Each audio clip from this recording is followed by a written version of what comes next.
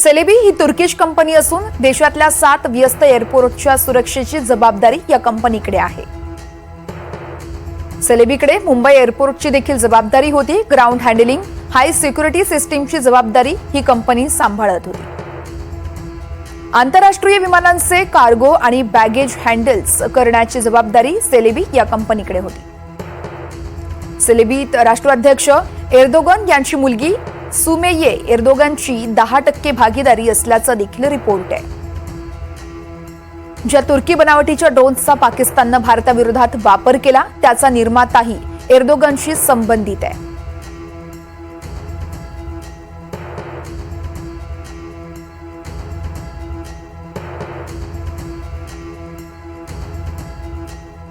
या संदर्भात अधिक चर्चा करण्यासाठी आंतरराष्ट्रीय विषयाचे अभ्यासक नितीन रोंघे सर आहेत आपल्यासोबत. सर, खूप खूप स्वागत आहे तुमचं एनडीटीव्ही मराठीमध्ये.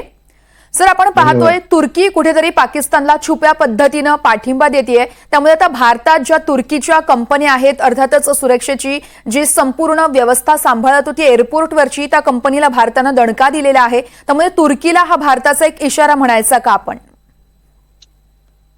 तो इशारा आहे, सगळं बरोबर आहे. आता मंत्री महोदय पण बोलले, पण मला एक म्हणणं आहे की तुर्कीने आपला इंडिया आणि पाकिस्तान बद्दलचा स्टँड हा नेहमी क्लिअर ठेवलेला आहे. तुर्की नेहमी म्हणायचं की पाकिस्तान आमचा भाऊ आहे आणि भारत आमचा मित्र आहे. काश्मीर नंतर ज्या काही लिमिटेड देश 370 हटवल्यानंतर पाकिस्तान सोबत उघडपणे युनो मध्ये उभे होत्या, त्यात तुर्की होती. मला हे कळत नाही की ही एवढी मोठी कंपनी, ज्याला भारतातल्या 9 वेगवेगळ्या एअरपोर्टचं सगळं ग्राउंड क्लिअरन्स, ग्राउंड हँडलिंग दिलेलं आहे, या कंपनीचं आपण बॅकग्राऊंड चेक का बरं केलेलं नाही इतक्या वर्षांमध्ये? आणि गेले कित्येक वर्षांपासून 7-8 एअरपोर्ट्स वरती ती कंपनी काम करते आहे. तुम्हाला माहिती आहे की त्यात तुर्कीचे पर्सनल इंटरेस्ट आहे, तिथल्या अध्यक्षांच्या मुलीचे त्यात शेअर्स आहेत. आणि आज आपण काय करतोय? आज आपण हे करून काय केलं? आपण विचार केलाय का की गेल्या 8-9 वर्ष, जितके वर्ष ती कंपनी इथे काम करत होती, त्यांनी किती प्रचंड प्रमाणात माहिती आपल्या जवळ जमा केली असेल आणि ती कुठल्या लेवलला पास ऑन केली असेल? निश्चितच सर. हा, बोला सर. प्रश्न हा आहे की कुठल्या कंपनीला इतक्या महत्वाचं काम देत असताना आपण नेहमी L1 टेंडर बघतो, आपण नेहमी काहीतरी कोणाचा तरी पर्सनल इंटरेस्ट बघतो की देशाचं हित बघतो.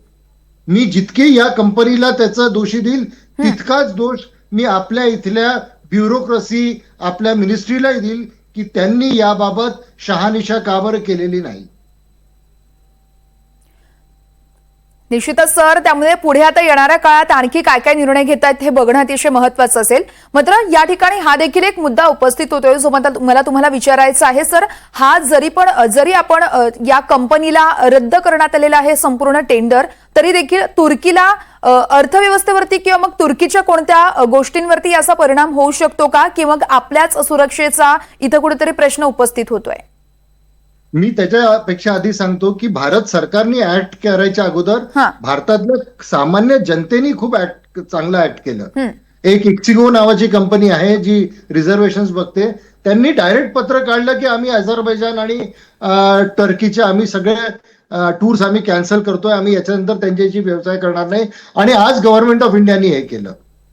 आणि टर्की कधीच आपला मित्र नव्हता. म्हणजे म्हणजे ज्या लेव्हलचं आपण कोणाला ट्रस्ट करायचं त्या लेवलचं आहे. मी तुम्हाला एक लहानसं उदाहरण देतो मॅडम. मला वर्ष आठवत नाही, पण एक 2-3 वर्षापूर्वी तुर्कीमध्ये फार मोठा भूकंप झाला होता आणि त्याच्या अगोदर पाकिस्तानमध्ये पूर आला होता. तर तुर्कीने पाकिस्तानला काही मदत पाठवली. ज्यावेळी तुर्कीमध्ये भूकंप आला तेव्हा भारताने ऑपरेशन दोस्त राबवून आपल्या इथले लोक, आपल्या इथले मेडिकल फॅसिलिटीज, आपले सगळे गोष्टी पाठवून तिथं सगळं व्यवस्थित करून दिलं होतं. अगदी तुर्कीची जनता सुद्धा आपल्या आर्मी बद्दल खूप चांगली बोलत होती. तुम्हाला ऐकून आश्चर्य वाटेल, पाकिस्तानकडे त्या काळात द्यायला काहीच नव्हतं. त्यांना अजूनपर्यंत IMF चे पैसे आले नव्हते. त्यांनी काय केलं असेल? तुर्कीकडून आणि इतर देशांकडून आलेली जी मदत होती त्याला रिपॅकिंग करून त्यांनी परत पाकिस्तानकडे पाठवलं. त्याने माफ करा, तुर्कीकडे पाठवलं. म्हणजे ही त्या देशाची लायकी आहे आणि तुर्की त्यांच्यासोबत राहतो, तो ओपनली राहतो. आपल्याला हे ठरवायचं आहे आम्ही कुठल्या प्रकारचे मित्र बनवत आहोत. आपला शत्रू कोण आहे आपल्याला माहिती आहे, पण आपले मित्र आपण चूज करत असताना आपण फार हुशार पद्धतीने करायला पाहिजे. निश्चितच सर, त्यामुळे आता या निर्णयाचा मला एक तुम्हाला प्रश्न विचारायचा आहे, तो म्हणजे या निर्णयाचा आता भारत आणि तुर्कीच्या संबंधावर येणाऱ्या काळामध्ये नेमका काय परिणाम होऊ शकतो? हे बघा, परिणाम होणं सुरू झालेलं आहे. आजचाच टाइम्स ऑफ इंडियाला बातमी आहे अगदीच. की भयंकर सगळ्या टाईपचे लोक रिझर्वेशन कॅन्सल करून राहिले. आणि अजून एक लक्षात घ्या, म्हणजे मला हे सांगताना दुःख होतंय की बाकी सामान्य जनता याबाबत फार ऍक्टिव्ह आहे, ते आपले रिझर्वेशन कॅन्सल करून आले, पण अजूनपर्यंत बॉलिवूडमधनं याच्या बाबत काही ऍक्शन नाही किंवा कुणी काही बोलायला तयार नाही आहे. भारतातल्या अनेक चित्रपटांचं चित्रीकरण हे तुर्कीत होतं. आपले अनेक फिल्म स्टार्सचे त्यांच्या फर्स्ट फॅमिलीशी, म्हणजे या तय्यब अर्गोगांच्या फॅमिलीशी फर्स्ट रिलेशन्स आहेत, त्यांचे चांगले मित्रत्वाचे संबंध आहेत. पण अनफॉर्च्युनेटली आतापर्यंत बॉलिवूड किंवा बाकी फिल्म इंडस्ट्रीनी कोणीही याचा म्हणजे धिक्कार केला नाही किंवा यांच्याबद्दल काही म्हटलं नाही. आपण सामान्य लोक फार ऍक्टिव्ह आहोत. आम्ही शोधून राहिलो आमच्या घरात एखादं काही तुर्कीचं सामान आहे का किंवा आमच्याकडे काही आहे का, चला ते फेकून देऊ. पण फिल्म इंडस्ट्री, मोठी लोक, मोठी बिझनेसमन हे नाही करत आहे. भारतातली अजून एक मोठी विमान कंपनी आहे, त्यांनी सांगितलं इफ थिंग्स गो वेल आम्ही तुर्कीच्या फ्लाईट्स चालू करू म्हणून.